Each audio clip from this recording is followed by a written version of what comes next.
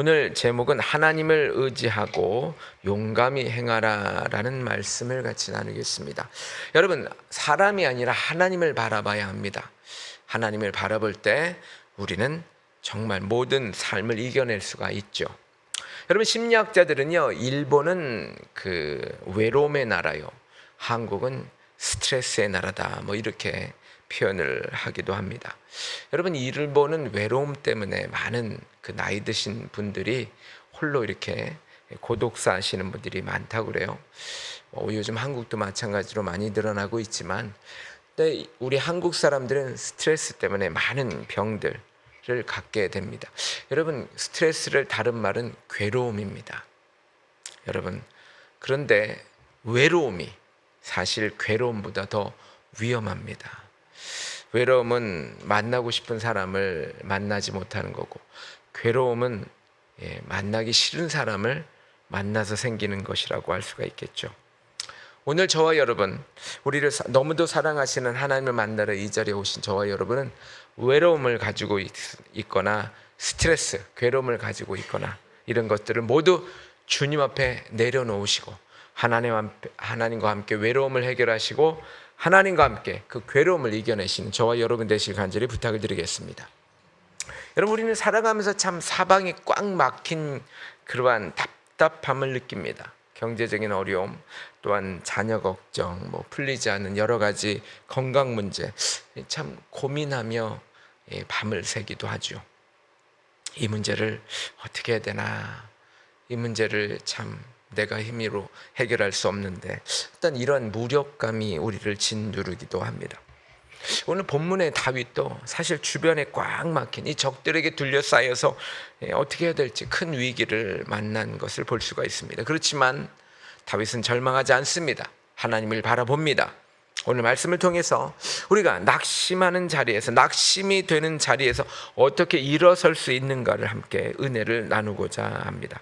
첫 번째는요, 굳건한 마음으로 찬양을 시작하라는 거예요. 오늘 1절부터 4절 제가 다시 한번 읽어드리면, 하나님이여 내 마음을 정하였사오니 내가 노래하며 내 마음을 다하여 찬양하리로다. 정한다는 거예요, 마음을. 그 다음에 2절에 비파야 수그마 깰지어다 내가 새벽을 깨우리로다. 3절에 여호와여 내가 만민 중에 주께 감사하고 문나라 중에서 주를 찬양하오리니 주의 인자하심이 하늘보다 높으시며 주의 진실하심은 궁창에까지 이르리이다. 5절에 보시면 하나님이여 주는 하늘에 높이 들리시며 주의 영광이 온 땅에 높임 받으시기를 원하나이다. 자, 여러분, 지금 사방이 지금 칠흑같이 어두워요.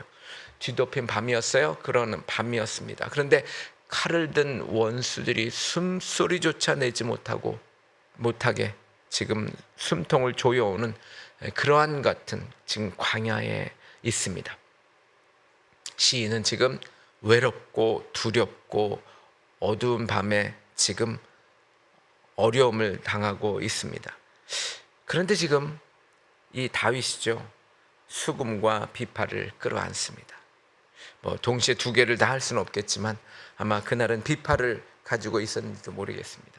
그런데 떨리는 손으로, 지금 저 밖에서는 악한 자들이 있을지도 모르는데도 불구하고 그는 지금 줄을 튕깁니다. 그 찬양 소리가 차가운 밤 공기를 지금 가릅니다. 그리고 그의 찬양은 지금 이 밤을 깨고 있습니다. 그런데 저 멀리 지평선에 그때 태양이 올라오고 있습니다. 그는 새벽까지 지금 찬양을 드리고 있는 것입니다. 지금 이 다윗은 환경의 어둠에 무릎을 꿇지 않았습니다. 그는 오히려 찬양으로 새벽을 깨우고 깨트리고 지금 아침을 맞이하고 있습니다. 여러분, 이 찬양은요, 단순한 노래가 아닙니다. 그저 그냥 하는 노래가 아니라 오늘 1절에 보시면 뭐라고 되어 있냐면, 아까 읽었지만 내 마음을 정했다고 그랬어요. 내 마음을 정했다. 내 마음을 정했다라고 하는 것은 여기서 어떤 뜻일까요? 이것은 흔들리는 감정, 어떤 가혹한 현실, 이것을 믿음의 찬양으로 정면 돌파하겠다는 거예요. 찬양으로 굳은 결심이에요. 나는 그래도 이 상황이 있을지라도 나는 찬양하겠다는 거예요. 어려움이 있지만 찬양하겠다는 거예요. 마음을 정했다라고 하는 것은 환경이 아니라 바로 나의 시선을 하나님을 향해 고정하겠다는 뜻이에요. 저와 여러분도 오늘 아침에 마음을 정하시길 바랍니다. 어떠한 상황에서도 찬양하겠다라고 하는 것입니다. 여러분, 그래서 이 3절과 4절에서 시인이 이 만민과 열방 중에 찬양하겠다고 소리치는 이유는요, 간단해요. 왜 찬양할 수 있느냐? 주님의 인자하심과 진실하심, 그 하늘보다 높고 끝이 없기 때문에 그렇습니다. 우리가 찬양하는 이유는 내 문제보다 하나님이 크시기 때문에 그래요. 내 눈앞에 절망보다 크신 주님을 바라보면서 새벽을 깨울 수 있다라고 하는 것입니다. 그래서 칼빈 선생은 이렇게 말했어요. 칼빈은 하나님은 우리의 찬양 속에 거하신다. 하나님은 우리의 찬양 속에 거하신다. 저와 여러분도 찬양함으로 이겨내시길 바랍니다. 여러분, 우리가 성경에서 잘 아시다시피 바울과 실라가 감옥에 갇혔어요. 여러분, 쇠고랑을 찼어요. 사도행전 16장에 보면 깊은 지하 감옥에 있었어요. 여러분, 그럴 때 그들이 무엇을 했습니까? 절망스러운 밤이고 어두운 밤이었어요. 여러분, 그때 뭐 촛불이가 얼마나 있겠어요? 어두웠어요. 칙칙했어요. 아마 옆에는 바퀴벌레가 막 다니기도 하고 쥐가 다니기도 했을 수도 있겠습니다. 그러나 그들은 무엇을 했습니까? 한밤중에 하나님을 찬양했어요.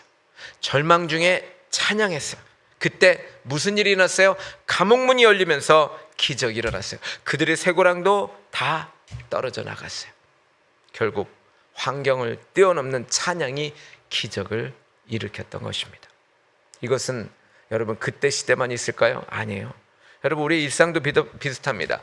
어느 간증을 보니까 미국의 한 자동차 정비사가 있었는데요. 그는 매일 아침에 운전을 하면서 찬양을 합니다. 내릴 때도 찬양을 해요. 옆에 있는 사람들이 아니 너는 맨날 왜 이렇게 기쁜 일이라도 있니? 왜 그래? 그러니까 이 정비사가 이렇게 말합니다. 기쁜 일이 생겨서 부르는 것이 아니라 오늘 하루 이 고된 노동 속에서 내 마음이 불평으로 차지 않도록 먼저 기쁨을 내 마음에 채우는 것이다, 이렇게 얘기를 했어요. 여러분, 이 환경이 아무리 어려워도 내 마음의 기쁨을 먼저 채우기 위해서 찬양하시기 바랍니다. 여러분, 찬양은 상황을 바꾸기 전에 내 마음을 먼저 바꾼다는 것 기억하시기 바랍니다. 여러분, 오늘 이 다윗은요, 하나님의 신실하심과 인자하심이 얼마나 큰지 이렇게 증언합니다. 오늘 새벽령으로 제가 108편 4절 읽어보면 이렇게 되어 있어요. 주님의 한결같은 그 사랑, 저와 여러분을 사랑하는 그 사랑입니다. 저 하늘보다 높고 주님의 진실하심이 구름에까지 닿습니다라고 새번역은 쓰고 있습니다. 우리의 고통보다 하나님의 사랑이 온 우주보다 큽니다. 저와 여러분의 이 작은 눈으로 보면 문제가요 엄청 크게 보여요. 그렇지만 저 하늘보다 높으신 하나님의 은혜 안에서는 그저 저와 여러분의 문제는 작은 조각일 뿐이라는 사실을 기억해야 될 줄 믿습니다. 오늘 그 하나님의 사랑이 저와 여러분을 덮고 있습니다. 우리는 그래서 찬양할 수가 있는 것이죠. 그래서 염려가 밀려오고 걱정이 다가올 때 저와 여러분은 찬양으로 시작하시길 간절히 부탁을 드립니다. 차 안에서도 좋고요, 주방에서도 좋고요, 어디에서든 입술을 열어서 주님의 좋으심을 고백할 때 마음의 불안은 떠나가고 오히려 하나님으로 가득 채워지는 저와 여러분이 될 줄 믿습니다. 자, 그렇다면 어떻게 마음을 정하고 찬양하는 이 자들에게 하나님은 구체적으로 어떻게 역사하실까요? 두 번째요, 하나님의 약속을 붙들고 기도로 나가는 거예요. 첫 번째 찬양이었고 두 번째 기도입니다. 자, 6절에 보시면 주께서 사랑하는 자들을 건지시기 위하여 우리에게 응답하사 오른손으로 구원하소서. 오늘 이 6절은요 기도하는 거예요. 기도하는 거예요. 자, 7절에 하나님이 그의 성수에서 지금 말씀하세요.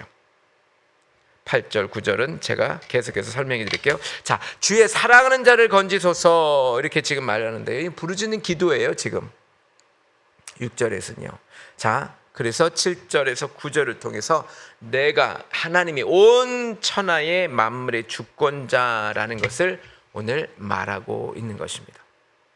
막 부르짖어요. 하나님, 나를 구원하소서, 건지시기 위해서 오른손으로 구원하소서 이렇게 기도하니까 갑자기요, 여러분, 하나님께서 그 성소에서 말씀하시는 거예요. 자자잔 하면서 우렁차게 하나님이 말씀하십니다. 그리고 말씀하시길 뭐라고 말씀하시냐면, 그 당시에 여기 오늘 보시면 세겜과 숫곳이 나오거든요. 내가 세겜을 나누며 숫곳 골짜기를 측량하리라 그랬는데, 마치 그 장관이 나와가지고 그 영토를 지금 막 너는 여기고 너는 저기다 이렇게 막 분할하듯 나누듯 지금 그렇게 하나님이 말씀하시는 거예요. 그래서 온 세상의 주인과 통치자가 누구인지를 오늘 이 말씀하시는데요. 여러분, 당시에 가장 그 강한 군사력을 자랑했던 나라들이 나와요. 그런 나라들이 뭐라고 하냐면, 오늘 말씀해 보면 이렇게 돼 있어요. 9절에 보시면 모압은 내 목욕통이다. 목욕통 하니까 막 큰 목욕통 같은데 이게 발을 씻는 초라한 어떤 대야를 말해요, 사실은. 그리고 에돔은 내 신발을 벗어 던질, 그러니까 신발장이 있잖아요, 우리는. 근데 그 당시에는 뭐 신발을 따로 두는 데가 있는 거예요. 휙휙 이렇게 던져놓는. 모압과 에돔, 그 당시에 이스라엘을 괴롭게 하던 아주 강대국의 나라들이었어요. 그런데 하나님은 지금 그렇게 말씀하시는 거예요. 여러분, 이 장엄한 선포, 자, 기도했어요, 부르짖었어요. 그러니까 하나님이, 야, 이 모든 거 내가 주인이야. 숫곳, 세겜, 자, 내가 이렇게 제기도하고 내가 측량하기도 해. 내가 주인이야. 온 세상의 주인은 나다라고 오늘 지금 선포하는 것입니다. 여러분 보세요. 저와 여러분의 문제를 흔드는 문제가 있어요. 저와 여러분을 힘들게 하고 어렵게 합니다. 그렇지만 주님의 통제하에, 하나님의 통제 아래 있는, 어떻게 보면 이것들은 아주 작은 조각에 불과하다는 거죠. 여러분, 모든 상황이 하나님의 주권하에 오늘도 다스려지고 있다는 것입니다. 우리는요, 이렇게 기도를 하면 하나님이 그것을 알게 해주세요. 기도를 하면 내 문제가 작아져요. 기도를 하면 이 지구 땅의 모든, 아니 전 우주의 모든 것이 하나님의 손 안에 있다는 것을 우리는 알게 된다라고 하는 것입니다. 여러분, 구약성의 여호사밧 왕도 마찬가지였어요. 역대하 20장에 보면 여호사밧 왕이 그때 연합군이 유다를 이제 치러 올라왔습니다. 방법이 없어요. 이러다간 다 망하게 생겼어요. 그렇지만 여호사밧 왕은 하나님의 약속의 말씀을 붙들었어요. 우리를 치러 오는 이 큰 무리를 우리가 대적할 능력이 없고 어떻게 할 줄도 알지 못하고 오직 주만 바라봅니다 라고 기도했어요. 백성들과 함께 기도했어요. 하나님께서 그 기도를 들으시고 싸워 주셨습니다. 나중에 백성들이 한 거는요, 싸운 것이 아니라 오히려 찬양만 할 수 있었습니다. 이렇게 하나님이 직접 싸워 주신다라고 하는 것입니다. 우리도 기도하면 우리의 모든 문제 하나님께서 이 문제를 다루시고 해결해 주시고, 대신 이 문제를 하나님이 붙드시고 해결해 주시고 싸워 주실 것을 믿으시기 바랍니다. 우리가 뭐 잘 아시는 많은 간증들인데, 저도 간증에서 그런 얘기를 들었어요. 어느 집사님의 간증이 이런 얘기가 나옵니다. 갑자기 남편이 이제 그 회사에서 그냥 퇴직을 하게 된 거예요. 실직하게 된 거죠. 이 길거리에 다 나앉게 되었어요. 참 눈앞이 막막하죠. 그런데 이 집사님이 새벽에 기도하고 뭐 그렇게 하는데 참 답답한 거예요. 그런데 말씀을 폈어요. 말씀을 피니까 내가 너를 떠나지 아니하리라, 이 여호수아 말씀을 읽었던 거예요. 그 말씀을 붙드니까, 그래서 이것을 잊어버릴까 봐 노트에 적은 거예요. 내가 너를 떠나지 아니하리라, 이렇게 적어놓고, 그리고 그것을 바라보면서 기도한 거예요. 새벽마다 하나님, 제가 어제 말씀을 들었습니다. 기도하면서 봤습니다. 말씀을 피니까 내가 너를 떠나지 아니라고 나에게 보여주셨는데, 하나님, 이 말씀을 붙듭니다. 이 집사님은 이제 상황을 보지 않습니다. 그 말씀을 이렇게 노트에 적어놓고 매일 새벽마다 기도했습니다. 여러분, 환경이 바뀌었어요? 당장 안 바뀌었어요. 그렇지만 무엇이 바뀌었냐? 마음이 바뀌었어요. 그 말씀을 듣는데, 그 말씀을 읽는데 내 마음이 평안한 거예요. 여러분, 저도 많이 경험하지만 문제는 바뀌지 않지만 내 마음이 평안하면 이 문제는 해결된 거예요. 언젠지 모르지만 해결된 거예요. 이 집사님도 마찬가지로 얼마 후에 다시 다른 곳에서 남편의 죄 치업을 발견할 수 있었던 것입니다. 응답받을 수 있었던 것입니다. 여러분, 하나님의 말씀은 한 채 오차도 없습니다. 오늘 민수기 23장 19절에 보면 하나님은 사람이 아니시니 거짓말을 하지 않으시고 인생이 아니시니 후회가 없으시다. 어찌 그 말씀하신 바를, 자, 어찌 그 말씀하신 바, 무슨 말씀입니까? 내가 너와 함께하리라. 내가 너를 포기하지 않겠다. 내가 너를 사랑한다. 이 말씀 저와 여러분에게 받아주셨어요. 어찌 그 말씀하신 바를 행하지 않으시며 하신 말씀을 실행하지 않으시랴. 이 말씀 믿으시기 바랍니다. 주님이 저와 여러분을 위해서 아들까지 주셨는데 저와 여러분을 이끌어 주십니다. 여러분, 세상의 약속은요 상황에 따라 변해요. 그러나 하나님의 약속은요 영원히 변치 않습니다. 하나님은 당신의 자녀를 결코 고아처럼 버려두지 않으십니다. 여러분, 오늘도 저와 여러분의 생각, 저와 여러분의 감정, 이 가득한 저와 여러분의 한숨을 내려놓고요, 이제 하나님의 약속을 소리내어 읽으세요. 성경을 쓰세요. 말씀을 펴고 읽으시면 분명히 그 성경에서 제가 저와 여러분하고 늘 말씀드리지만 이 성경을 꽉 짜가지고 보면 예수님의 피가 나와요. 펴서 보시면 한마디로 말하면 내가 너와 함께하겠다. 이 아들을 너에게 준 것처럼 내가 너를 지금도 사랑한다. 이 말씀하세요. 주님이 나와 함께 하신다는 그 약속을 붙들고 오늘도 우리 모든 문제를 맡기시길 간절히 부탁을 드립니다. 자, 하나님의 약속을 확인했다면, 저와 여러분이 확인했다 했습니다. 자, 이제 우리는 삶으로 가야 되죠. 어떻게 걸어나가야 될까요? 세 번째입니다. 하나님을 의지하여 용기 있게 삶을 마주하십시오. 힘들면 찬양하시고요, 성경을 펴고서 그 약속을 만나십시오. 그리고 이제 용기 있게 세상으로 나가십시오. 자, 13절만 제가 읽어드릴게요. 우리가 하나님을 의지하고, 13절입니다. 우리가 하나님을 의지하고 용감히 행하리니 그는 우리의 대적들을 밟으실 자이시미로다. 여러분, 오늘 13절의 말씀을 여러분들이 꼭 기억하고 가시기 바랍니다. 우리가 하나님을 의지하고 용감히 행하겠다. 내가 여러분, 지금 이 다윗의 눈앞에는요 인간의 힘과 군대로는 도저히 넘기 힘든 철옹성 같은 에돔의 요새가 버티고 있었어요. 제가 읽지는 않았지만 10절에 보시면 누가 나를 이끌어 견고한 성읍으로 인도해드리고 누가 나를 에돔으로 인도할꼬, 이렇게 얘기하고 있어요. 자, 그런데 인간의 한계와 철저한 무력감 고백하는 거죠.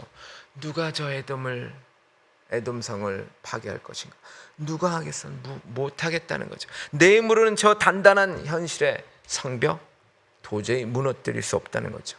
저와 여러분도 마찬가지 이 커다란 장벽 앞에서 사람의 도움, 인간적인 계산, 이건 도저히 방법이 없죠.